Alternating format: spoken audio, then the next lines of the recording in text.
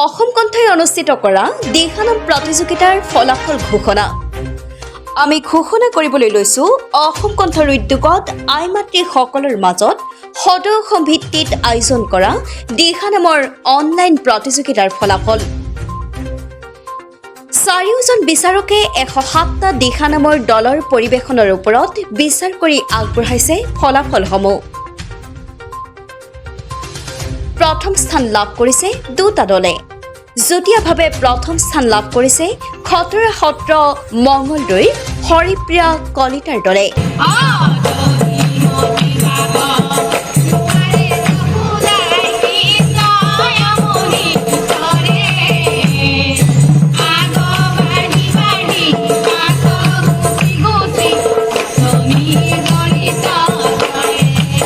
যুটীয়াভাৱে প্ৰথম স্থান লাভ কৰা আনটো দল হ'ল শ্ৰীমন্ত শংকৰদেৱ সংঘ দেৰগাঁও আঞ্চলিক শাখাৰ দল।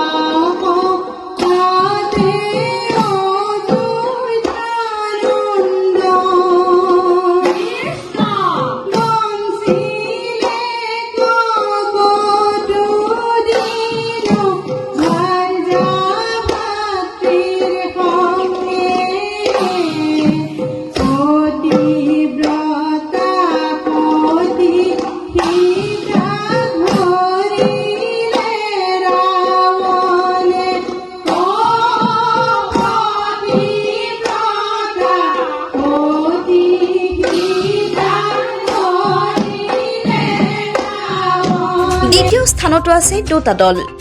যুটীয়াভাৱে দ্বিতীয় স্থান লাভ কৰিছে পাঞ্জাবাৰী গুৱাহাটীৰ জোনবিৰি দিহানামৰ দলে।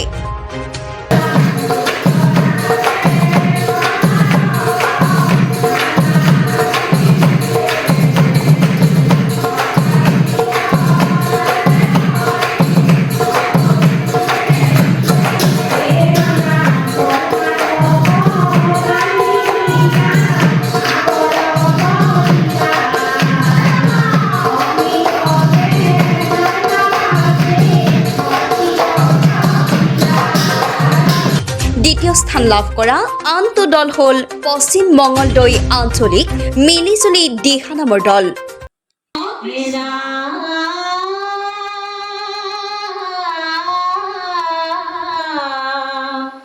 গোপাবৎসক দেখি প্ৰভু বৰ দুখ পালে।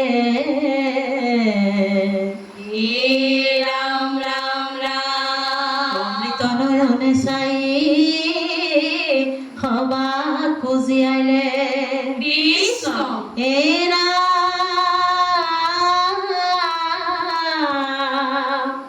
জগতৰ পতি হৰি ক্ৰোধ আচাৰিলা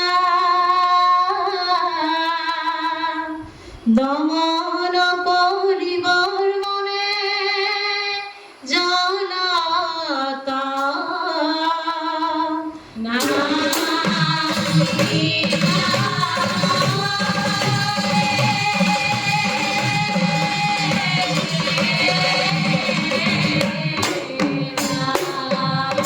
একেদৰে তৃতীয় স্থানতো আছে দুটা দল। যুটীয়াভাৱে তৃতীয় স্থান লাভ কৰিছে চান্দমাৰী গুৱাহাটীৰ কৃষ্ণা দাসৰ দলে।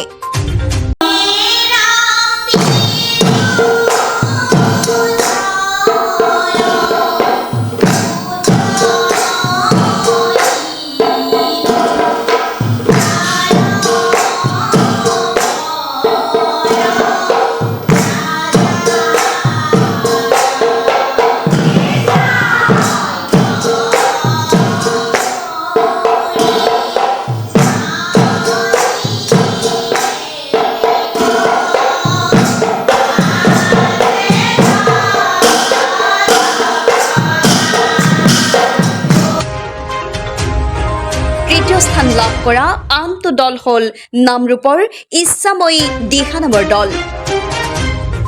ফুলে পদ্ম পুষ্প ধৰি প্ৰভু কমাতিলে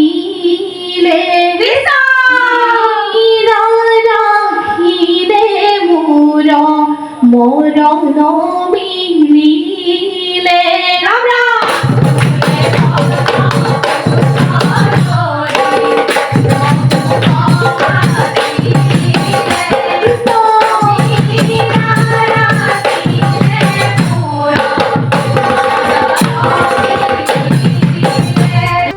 প্ৰথম সৰ্বাধিক জনপ্ৰিয় দলৰ পুৰস্কাৰ লাভ কৰিছে শ্ৰীমন্ত শংকৰদেৱ সংঘ ডেৰগাঁও আঞ্চলিক শাখাৰ দলে। দ্বিতীয় সৰ্বাধিক জনপ্ৰিয় দলৰ পুৰস্কাৰ লাভ কৰিছে বিশ্বনাথৰ দেৱাসতী দিহানামৰ দলে। স্থানপ্ৰাপ্ত সকলো দলকে অসম কণ্ঠৰ তৰফৰ পৰা অভিনন্দন জনোৱা হ'ল। অংশগ্ৰহণকাৰী সকলো দলৰ প্ৰতি অসম কণ্ঠৰ তৰফৰ পৰা শ্ৰদ্ধা সহকাৰে ধন্যবাদ আৰু কৃতজ্ঞতা জ্ঞাপন কৰা হ'ল। অহা 20 জুলাইত ৰূপনগৰ গুৱাহাটীত অনুষ্ঠিত হ'বলগীয়া অসম কণ্ঠৰ প্ৰতিষ্ঠা দিৱসত পুৰস্কাৰ প্ৰদান কৰা হ'ব। ব্যুৰ' ৰিপৰ্ট অসম কণ্ঠ। আপোনালোকে চাই আছে আপোনালোকৰ প্ৰিয় চেনেল অসম কণ্ঠ।